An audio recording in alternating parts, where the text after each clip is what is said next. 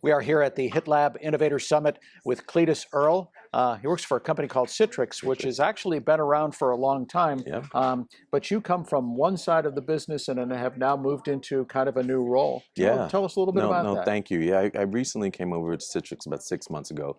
Prior to that, I was CIO, Chief Information Officer for health systems across the country. One of my recent posts was at Penn State Health and the College of Medicine. So being an agent of IT healthcare for so long on the provider side, I've recently decided to move on to Citrix, right, which is a secure digital workplace application for applications and desktops, to be able to be that translator, right, to say what we need as the customer and being able to talk to as a vendor eyes. So very excited to be on this side of the fence, because I do think I could help a lot of customers across the country and the globe to help them with their needs when it comes to Citrix. So why is it important for you to be here representing Citrix at the HITLAB Innovator Summit? Yeah, well, I love the words innovator, right? Innovation. Innovation is something that I hold true to my soul. Particularly in healthcare IT, innovation without innovation, we're the ones who help facilitate it on the back end. And what Citrix does as a platform, it creates solutions, whether it's zero trust, whether it's doing things where you can do application rationalization. We have a product called NetScaler that's probably in most organizations, large organizations, that our products are there to help them. And our goals are to help innovation in ways that they probably didn't know how to do it. And we're here to help them in that challenge or / opportunity.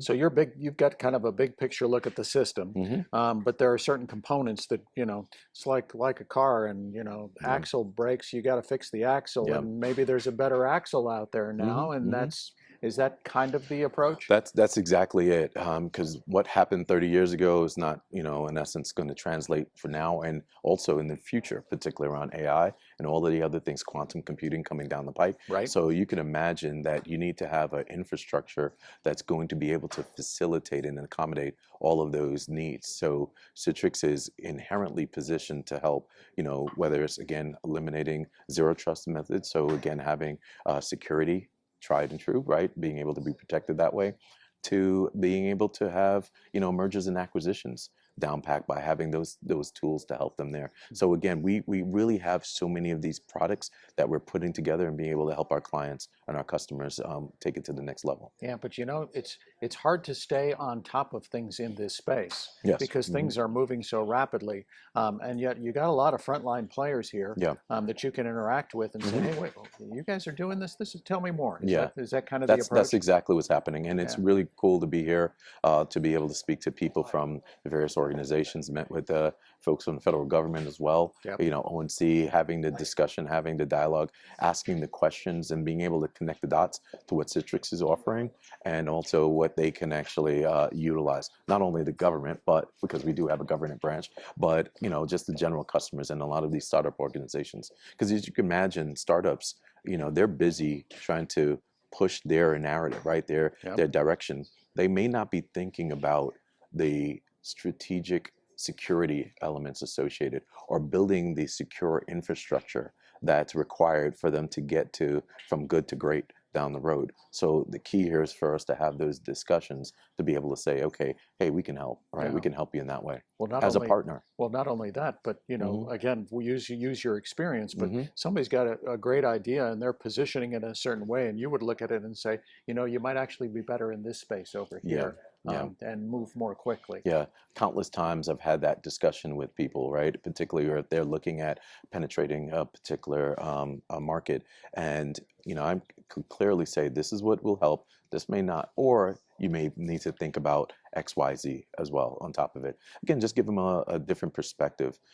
Many of these organizations, they have fractional IT leaders because they probably can't focus on that so much. Right. So again, as a partner, Citrix is there to help you, to say, get us early, get us at the table early. We're here to help you out and be able to work you through that. We have a significant amount of smart talent people in Silicon Valley and all over the world. But again, it's us tapping into those resources to let them available to, customers like here at the Innovation Summit. So you are innovators yourselves. Yes. And have a new product coming out. Yeah. We're very excited. We announced the Flex product, so more to come here. But again, we're talking about now taking what's happening from AWS side, or Azure side, all of the cloud-based services, right? That's out there. Really starting with Azure, being able to offer that solution to our customers in a really robust manner. So our Flex product, I really would encourage people to go out there and look at what Flex can offer, because we say if you're thinking about going cloud first, which a lot of leaders, a lot of organizations are thinking cloud first, from a resiliency side, right, from just a saving side, we're here to help you there. Again, we know that many organizations struggle when it comes to resources. This called the silver tsunami. A lot of healthcare IT leaders are retiring. So with that retiring, we're now allowing more capabilities of tapping into the cloud, right, from the Azure side, to be able to offer those resources and tools to make it easier and, again, more resilient for our customers. Yeah. So Flex is coming. Yeah. Flex is there. It actually makes a lot of sense. Yeah. So in the last 6 months or so, a lot of us have witnessed a transformation in the health IT space. We've gone from talking about the possibilities of AI and maybe a few examples of it, doing good and bad things. But now it seems to be almost ubiquitous. Yeah. And really, for the first time, we're hearing people presenting, real life results, real data, real things that they can hang their, fly their flag, attach that to, or, just really just have this grounded. How much of a game changer do you expect this to be moving forward? Well, I do think AI is a game changer, but there's a but. As a CIO, we've always had, I would call it the shiny object. Right. AI is today's shiny object. Right. It was big data. It was cloud. It was, there's always a shiny object. Today, it's the shiny object where almost every conference you go to, you're hearing some organizations say they have an AI solution. We have AI solutions as well. The key here is, how do you take that from a strategic perspective, and also really coupling that with governance, and saying, how as an organization you're going to be able to make it really work for you, right? Work for your organization. In the hospital settings, right? AI has been around in some shape or form for a long time. Right. Right. But the key is, where are you doing to help with the triple aim, quadruple aim, quintuple aim? How are you, being able to limit burdens associated to the doctors in their pajama time? These are the type of things where, if you work it really well, you can actually have great outcomes. But it's an infancy stage. It's not an end result. So it's a process and a progression of how we get to a more perfect process. But knowing that we need to go back to the infrastructure as well.